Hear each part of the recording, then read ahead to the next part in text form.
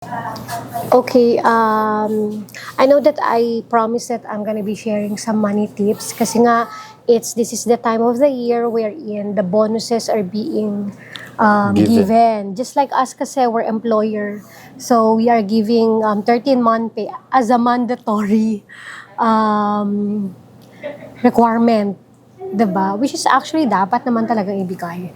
So, what do we do with that extra money that is given to us? And I'd like to share from a perspective of someone na nasa employment dati. Kung paano ako nakapunta to where I am right now. So ako, isa lang yung talagang nag-isip ako kung ano yung pinaka-best na advice na sasabihin ko for such a time as this. Naalala ko, when I was young, may nagturo sa akin. He is one of the greatest speakers that I've heard.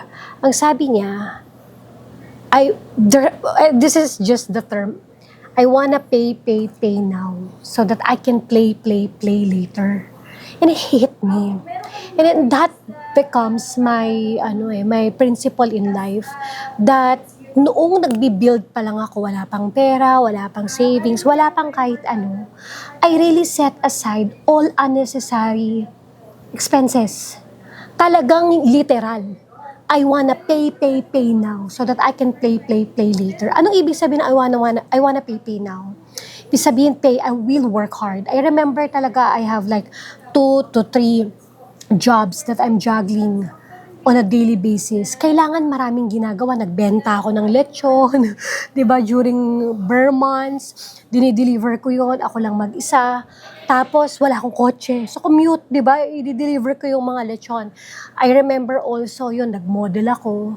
I remember nag-assistant director ako, nag-host ako, nag-brand ambassador ako. I remember nagpapa-food tasting ako sa mga supermarket. I remember nagpa-flyers ako kahit mainit. 'Di ba? So talagang literal, I really pay. And it's not what we earned It's how we keep what we earned or how we manage what we earned. 'Di ba sabi nga nila it's not how much you earn, it's how much you actually keep. So literal din, I wanna pay now so that I can play later. And ang ginawa ko noon, wala talagang gala. I didn't travel. I did not buy the latest gadgets. I remember talaga, one time, I was in a modeling gig in a car show. A client came to me and wanted to get me to be one of their models. So, kinuha yung number ko and syempre, I had to get also his number. So, nilabas ko yung cellphone ko, natawa siya. Kasi bakit? Yung cellphone ko, Nokia, na tigna 900 pesos. Tawa siya ng tawa. Sabi niya, kasi he's a Chinese, ganda babae, pangit phone. Tapos tawa siya ng tawa. Sabi ko, sir, I'm the breadwinner kasi. So, I wanna be able to manage my money in such a way po na makaka-provide ako sa family and makakapag-save ako for my future. Kasi diba yun nga yung goal pay now so that you can play later. So, alam mo ang ginawa ng boss ko, nung client na yun, binigyan niya ako ng iPhone. Doon ko napatunayan na kapag you live frugally and meagerly, hindi sinabing stingy ang stingy kasi, kuripot, hindi rin madamot. Frugal, prudent, ibig sabihin, you are planning your, spending. Yun yung prudent sinasama yung future dun sa plano ng mga paggagamitan ng pera ngayon. So, alam mo, dun ko napatunayan na if a person saw that you are living frugally or you're a good steward pagdating sa financial, alam mo, sila ang magbe-bless sa'yo. Nakakatuwang i-bless ang mga tao na ganun. Kasi alam mo, good steward, may discipline sa pera. Can you imagine paano ang Panginoon? Pag makita ka na yung anak ko, to be honest po, kaya kong bumili ng iPhone. Kahit 2 po. Kasi that time, I remember I have gig. And in 1 week po, I'm earning 18,000 per week Tapos times 4. So probably, bata pa ako noon, I was like what? 23 years old and 22 years old. Ilang taon na yun? That was 12 years ago and that's big money already. But you know what? I never buy my iPhone. The only time na nagkaroon ako ng iPhone, nung nagkaroon ako ng asawa, siya pa yung bumili sa akin. And I have already a business. So yun po yung money tips na i-share ko sa inyo. Pay now so that you can play later. And it happened to me po. Maraming salamat po sa discipline na yun. Maraming salamat sa naisinabuhay ko yung ano na yun, yung principle na yun. Kasi po totoo po talaga ngayon.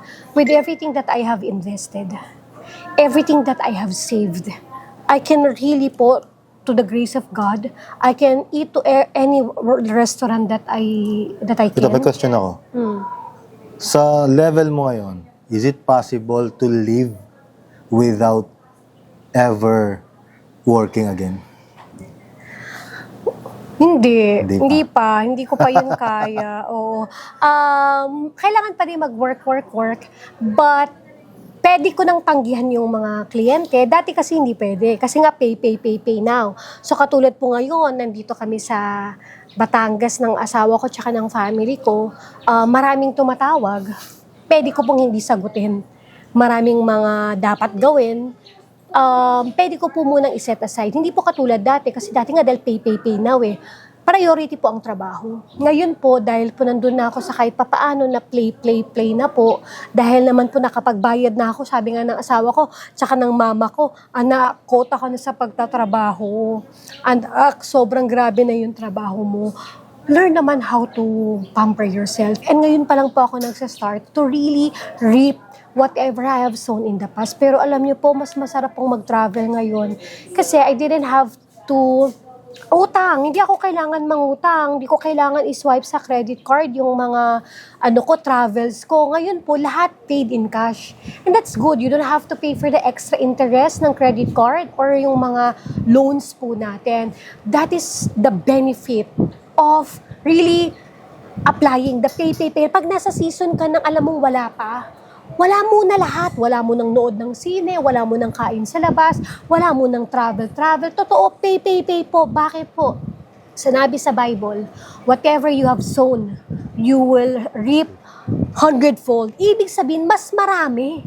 Kung nag-sow ka ngayon ng mga 100,000, talagang i-reap mo po 100-fold talaga. So, yung principle po na yun, it's true for everything else, for every aspect of our lives eh. So, yun po yung yung tip ko. If you want to go ahead in life, especially po financially, pay now. Pay now. At ako po ay nag-pay for 14 years. And maraming salamat po dahil now, kahit paano, I can play na po. So, meron kaming bayad lupa ng asawa ko, fully paid. Meron pong 2 condo na binabayaran. Isa pa po to sa, namin, pay. Meron po kaming kotse, fully paid na po sa December, pero hindi po kaming bibili. Hanggat kaya po namin gamitin yung isang kotse, mag-discipline kami at talagang i-work around namin yung schedule namin, hindi kami bibili ng kotse. Kahit po pares po kaming may negosyo ha. So, ayun po. Yun po yung aking money tips para sa ating mga friends na nagtatanong, what do I do with this extra bonus? Hold on to it until such a time that it's just so big. Naniwala ako pagka meron ka na kasing nakatabing pera, yung opportunity pag dumating, kaya mong i-grab. Mas may encourage ka kasing mag-ipon ng mag-ipon kung may nasimulan ka ng ipon. Correct. Nakaka-addict din kasi. Pag wala pa, parang ang hirap. Pero pag nakapaglagay ka na, let's say, in a month, maglagay ka 1,000 or 500. After 1 year, meron kang 12,000. After 2 years, meron kang 24. Parang, tapos, ang gagawin mo, gusto mo na siyang dagdagan ng dagdagan. Yes, there's something, about that. Actually, tayo, di ba, kaya dumami yung insurance natin. Kasi, ngayon, we have 14 na insurance sa family namin. And nag-umpisa siya, bata pa siya, 21 years old. Ako, nag-start in 21 years old. And then, na-addict na, parang nakaka-addict mag-invest, di ba? Nakaka-addict mag-ipon ng mga ganung bagay. At nakikita mo, sinusuportahan ka ng Panginoon. Bakit? Para sa ibang tao. At para sa, sa future kasi yun. At suportado tayo ng Panginoon if we decide and really take action. Ako na maging good steward. Ako nagiging prinsipyo ko naman is work on percentages.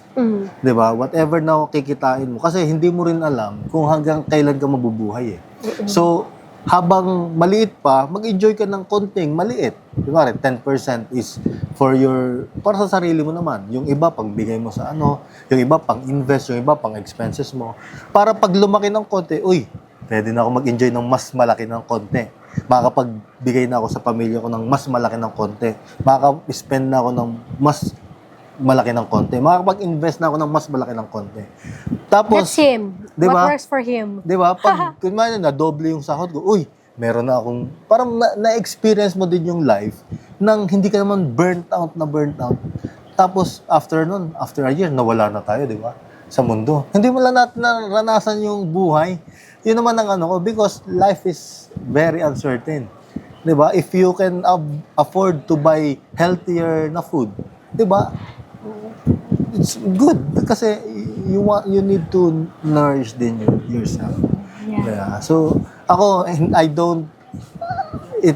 hindi nagwo-work sa akin yung puro puro pay ngayon. Ako siguro balance. kasi, modelo ako, di ba? I get pampered.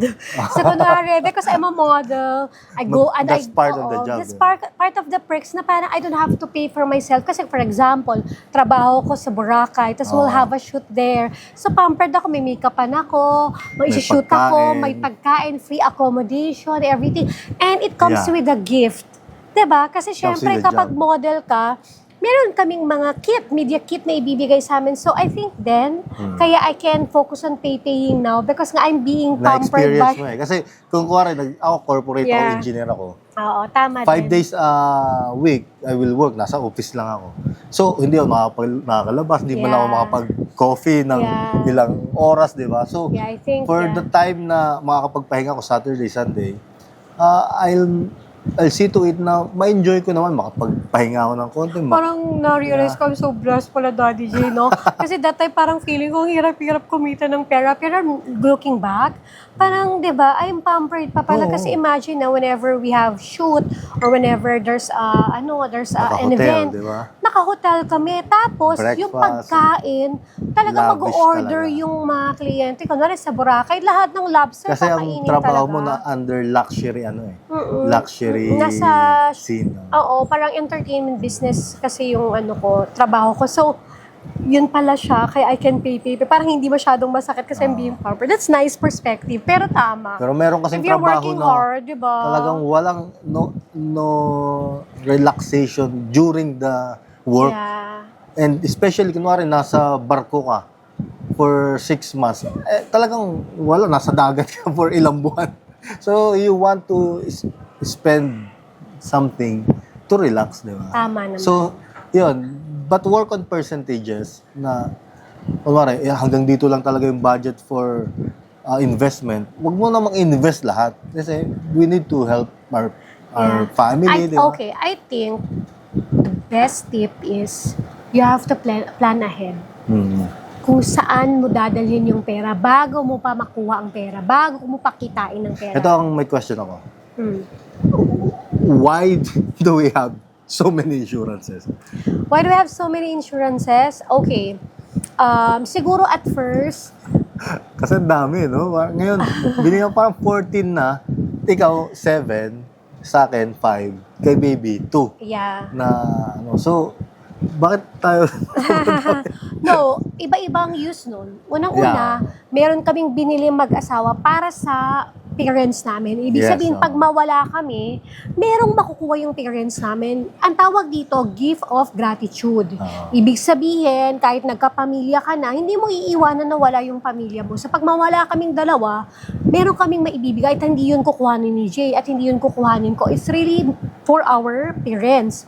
Second, meron doon pang hospitalization. So, meron si Faith for hospitalization, meron ka for hospitalization. Kasi let's be honest, kahit po mga Kristyano talaga, diba, can really,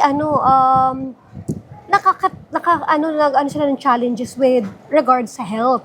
So, at least we're ready that we will not be a burden to anyone. That's one. And then we have po for future.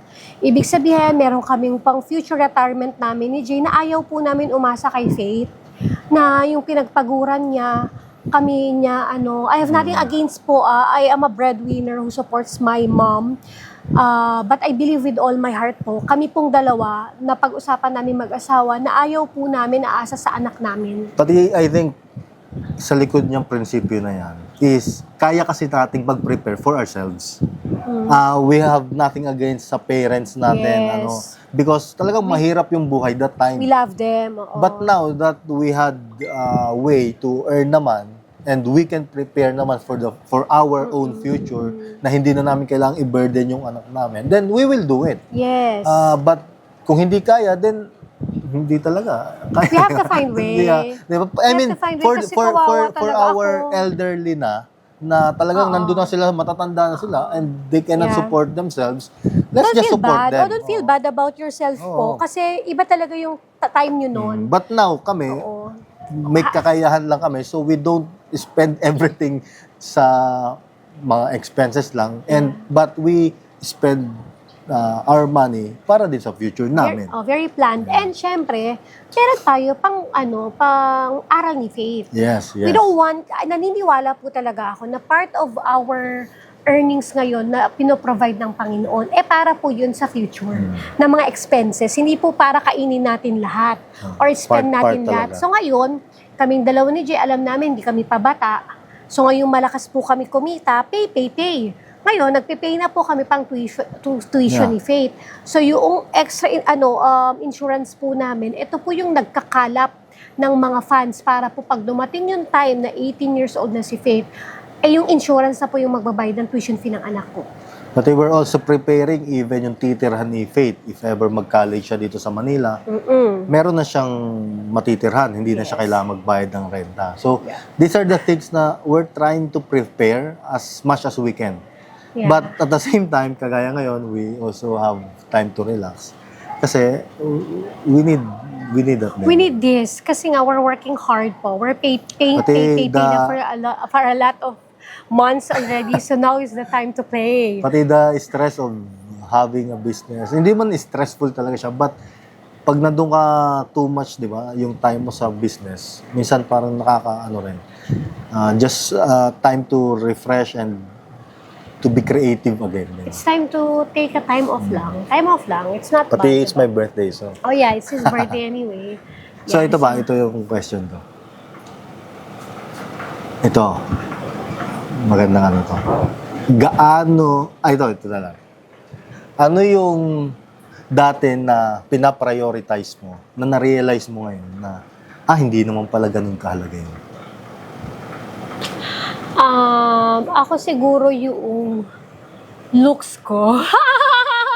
Kasi I'm a model dati, di ba? So I have to keep my body lean. At that time, kailangan, at that season, I needed to take care. I need to value it. If not, walang kukuha sa akin na kliyente.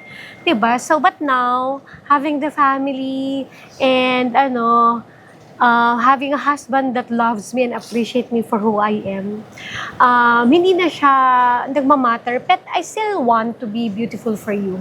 Hindi na para to feel good about myself, but I want to look good for you. So yun sa akin, looks. Kasi alam ko mas maarte ako dati, ngayon hindi na. Okay ba yun? Tama. Sa'yo? How about you? Wala akong maisip Parang lahat kasi ng ginawa ko led me to this moment. And I'm grateful. I don't have much regret sa buhay. Because it helped me to become who I am. Yeah. So, I don't know, maybe later on, siguro buying stuff. I mean, We don't buy stuff. hindi, I mean, ako very seldom lang akong bumili. It took me 4 months to buy a 4,000 pesos na camera sa Japan. Talagang pinag-isipan ko. So, I don't really buy a lot of stuff. But, kung pwede pang bawasan, siguro, kasi hindi talaga mahalaga no? Yeah. I mean, to impress people na hindi mo naman kilala. Yeah. Just to feel good about yourself. Siguro yun, yung trying to please people na hindi mo naman pala kaya. Oh, yeah. Yun yung tingin kong biggest, yun yung mga regrets. Oh, okay. Ako. I think I try to accommodate everyone. Yeah, So ngayon, yun yung hindi siya, priority it doesn't mo. matter now. Kasi, you're trying to accommodate everyone, pero they can just drop you anytime. Yeah. Tapos parang, hindi ko talaga kaya i-accommodate And lahat. talagang Kasi nga, ini-stretch mo yung sarili mo. I have little time, and hindi ako infinite katulad ni Lord. Hindi ako everywhere. Hindi ako omnipresent. So, I gave up on that. I gave up on being too available to everyone, too accommodating to everyone, na kapag ka hindi na din talaga healthy sa akin, I tend to really choose my peace. Na Yeah. I'm not always be the one running after people. I'm not always the one adjusting for other people. Though it's actually good, but not to the extent na self-sabotage na. Oh. Na it's no longer healthy for Healthy for me, and it's no longer for the people around me. Kasi syempre, if you are not okay with yourself, then nagaano siya sa mga relationships mo. Yun. Ang ganda na nabanggit mo about peace. Tingin ko isa pa yon. Isa yon sa na-prioritize natin na hindi naman pala tama yung worries. Yeah. Di ba? Worry ka ng worry and most of the time yung pinag-worry mo, hindi man nangyayari. Yeah. Di ba? So, yun. I think that's one thing na hindi naman pala kailangan gawin. Pero most of the time ginagawa natin. Yeah. Ayun, thank you for hearing us today. We just love Kabe Sharing, DJ sharing whatever insights that we have, that the Lord has taught us, and really brought us to where we are right now. And I hope that you can learn something na you can apply, and hopefully, few years from now, you can go back to this vlog ba to?